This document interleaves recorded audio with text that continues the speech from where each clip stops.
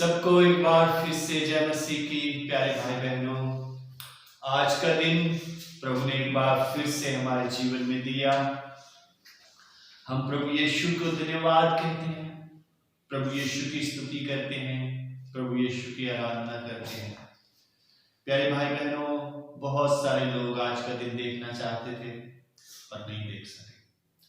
प्रभु यीशु ने हमें दिन दिखाया, तो आओ हम उसके वचन, उसकी महिमा, उसकी संगति में शामिल हो। और आज का हमारा विषय है कि हमारा उपदेश जो हम प्रभु का वचन सुनाते हैं, अगर उसके अनुसार हमारा जीवन नहीं है तो वो व्यर्थ है। हमारा उपदेश जो हम सुनाते हैं उसके अनुसार अगर हमारा जीवन नहीं है तो वो व्यर्थ है। तो आइए हम सबसे पहले प्रार्थना करेंगे, दुआ करेंगे। सर्वशक्तिमान यहोवा नीसी, सारी रचना, सारी पृथ्वी, सारी सृष्टि के मालिक, आज का दिन जो तूने हमें दिया प्रभु, हम तेरी तारीफ करते हैं यहोवा।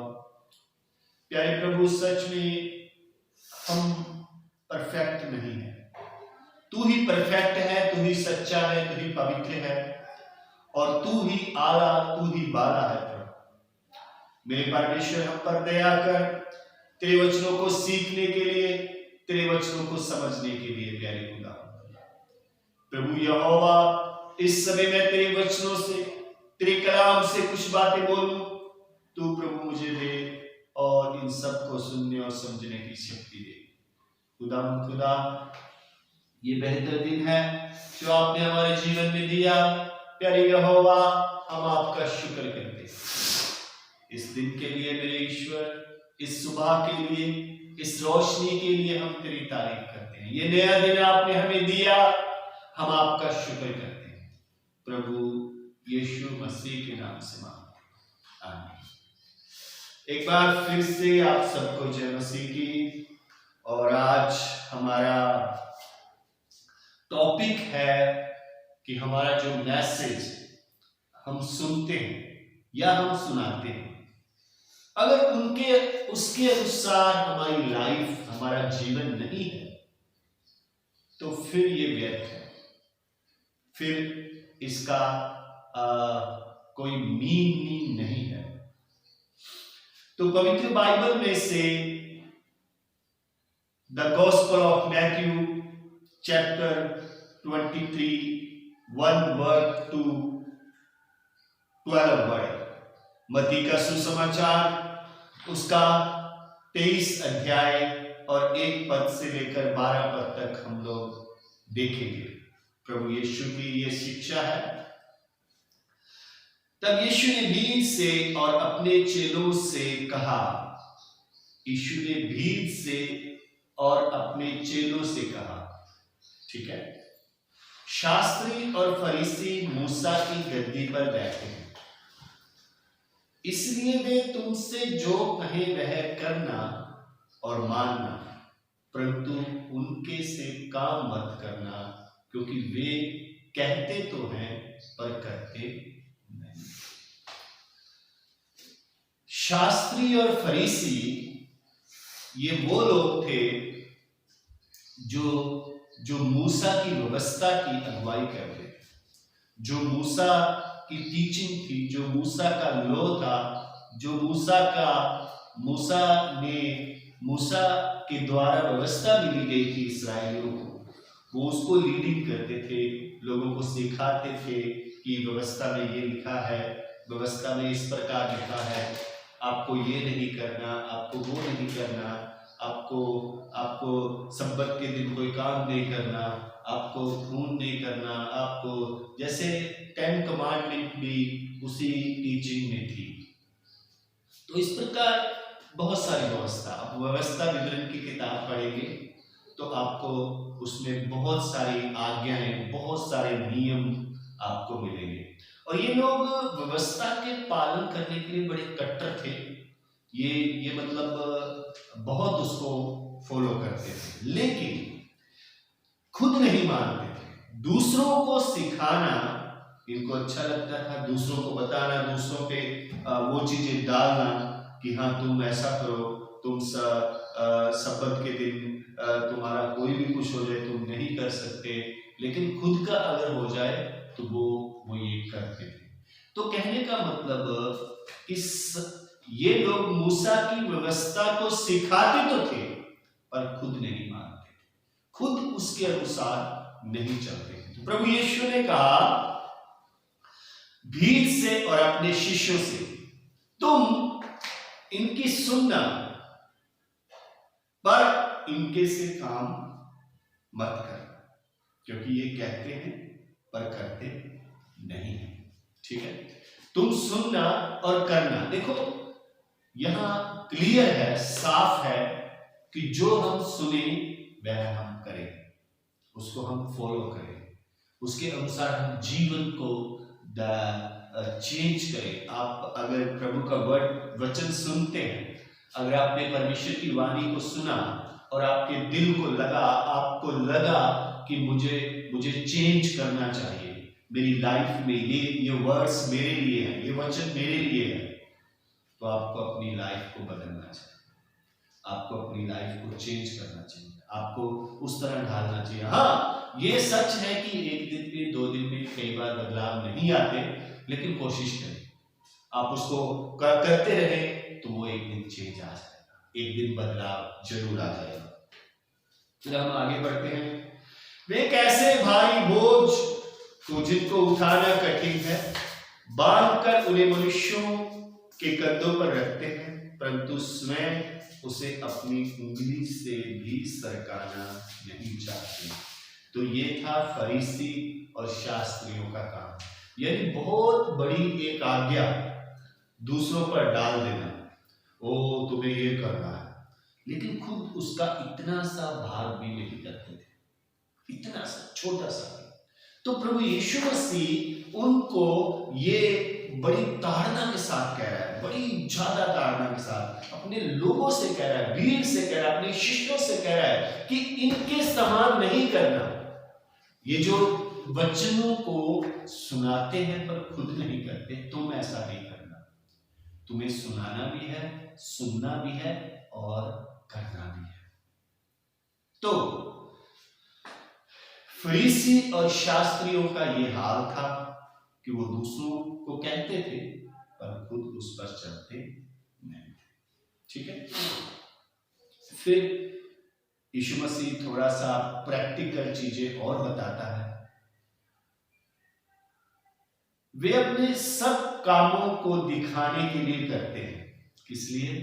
दिखाने के लिए, मतलब दूसरों को दिखावा करना।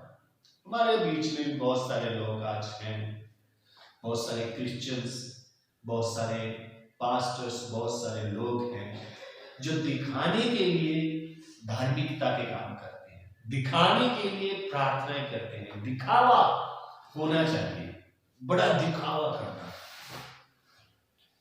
प्रभु यीशु कहता है वो दिखाने के लिए करते हैं, दिखाने के लिए नहीं, जीने के लिए करते हैं।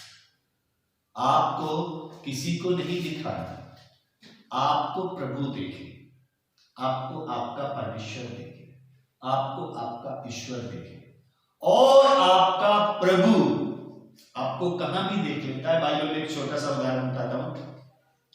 प्रभु यीशु ने एक बार कहा मत्ती की किताब में कि जब तुम प्रार्थना करें तो अपनी कोठरी में जा, द्वार बंद कर और वहां बैठकर प्रार्थना कर। अपनी कोठरी में जाकर द्वार बंद करके प्रार्थना कर। क्यों?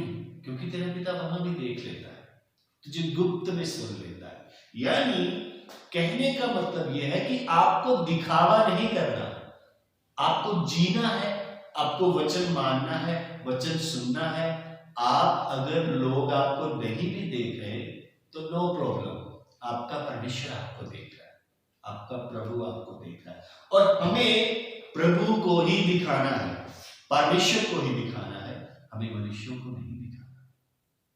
मनुष्यों को दिखावा करने से कोई फायदा प्रभु यीशु तो कहते हैं जो मनुष्यों को दिखावा करते हैं वो अपना प्रतिफल पा चुके हैं, क्योंकि उन्होंने जिसके लिए किया उन्होंने देख लिया उसे। अगर मनुष्यों के लिए किया तो मनुष्यों ने देख लिया। लेकिन दिखाने के लिए करते हैं, वे अपने तबीजों को चौड़ा करते हैं और अपने वस्त्रों की कोरे बढ़ाते हैं। देखो वो क्या करते थे कि अपने वस्त्रों को लंबा लंबा करना, अपने उनको चौड़ा चौड़ा करना कि कोई उन्हें देख के बोले हाँ यार इसने ऐसा वस्त्र पहना हुआ है, ओहो ये तो शास्त्री है, ये तो फरीसी है, ये तो शिक्षक है, ये तो टीचर है। मतलब उन लोगों का पहरावा वो ऐसा करते थे कि कोई उन्हें देखे उनके पहरावे से और उन दूसरों को लगे कि ये तो बहुत धार्मिक व्यक्ति है, या ये बहुत ज्यादा एक शिक्षक है, या बहुत ज्यादा ईश्वर के मानने वाला है। कपड़ों से मतलब आज देखा है ना, हमारे इंडिया का कल्चर है कि मतलब अगर हमें साधु बनना है तो हमें जराबें रखनी पड़ेगी, हमें वस्त्र चेंज करने पड़ेंगे, हमें भगवे वस्त्र पहनने पड़ेंगे। तो उससे तो हम ज्यादा साधु थोड़ी बनेंगे। और सिर में राख डालना तो दूसरों को लगे कि मैं भक्त हूं। नहीं, ऐसा करने से आप भक्त नहीं दिखेंगे। भक्त आपके अपने कामों से दिखेंगे। आप जो राइट काम करेंगे, जो आपने वर्ड सुना आप उसको मानोगे, उससे आप भक्त बनते हैं। पहरावे से हम भक्त नहीं बनते। पहरावा कोई नहीं पहन सकता, ठीक है। फिर लिखा बोझ में मुख्य मुख्य स्थान और सभाओं में मुख्य मुख्य आसन, बाजारों में नमस्कार और मनुष्यों में रबी कहलाना उन्हें आता है। देखिए ये एक भक्त आदमी की निशानी नहीं है। ये सबसे ऊंची जगह चाहिए मुझे। जब मैं कहीं गया हूं तो मेरी सबसे बड़ी ज्यादा रिस्पेक्ट होनी चाहिए, मेरे लिए सबसे ज्यादा अहमियत स्थान होना चाहिए। ये उन लोगों को चाहिए था। फरीसी और शास्त्री ऐसी डिमांड करते थे, ऐसा उनके मन में था कि मुझे सबसे परफेक्ट प्लेस मिले, मुझे सबसे अच्छी जगह मिले। मैं किसी के घर में खाना खाने के लिए गया तो मेरी सीट सबसे ऊंची होनी चाहिए। प्रभु यीशु मसीह कहता है ये सब करने की जरूरत नहीं है। आपको अगर नीचे स्थान मिला है तो नीचे बैठ जाओ, कोई बात नहीं। हम दिखावा नहीं करेंगे। किसको ऊंचा स्थान? किस लिए? कि लोग मुझे देखें, कि लोग मुझे देखें कि मैं ऊंचे स्थान पर हूं, मैं ऊंची पदवी पर हूं, ओ मेरी हाहाकार हो। प्रभु यीशु अपने शिष्यों से और देर से कहते नहीं, हमें नीचे स्थान पर रहना है ताकि हमारा परमिशन हमें मिले। परंतु तुम रबी ना कहलाना, क्योंकि तुम्हारा एक ही गुरु और तुम सब भाई हो। देखो ये बड़ा अद्भुत है। कोई भी अपने आप को रबी ना कहलाए, अपने आप को बड़ा ना कहलाए, अपने आप को ऊंचा ना कहलाए, अपने आप को मुख्य ना कहलाए। प्रभु कहता तुम सब आपस में भाई हो, तुम्हें भाइयों जैसे रहना है। बड़ा ऊंचा स्थान, बड़ी ऊंचा नाम, बड़ा ऊंचा किसी के मुंह से कहलवाना आपको नहीं भाता। हम नहीं कर सकते। हम प्रभु के लोग हैं, हम दास सेवक भाई बहन वो है सब। तो शास्त्री और फरीसियों को ये चाहिए था, उनको अच्छा लगता था ओ उन्हें को रबी बोले, उन्हें को शास्त्री, ओ ऊंचा नाम लेकर उनका पुकारा जाए।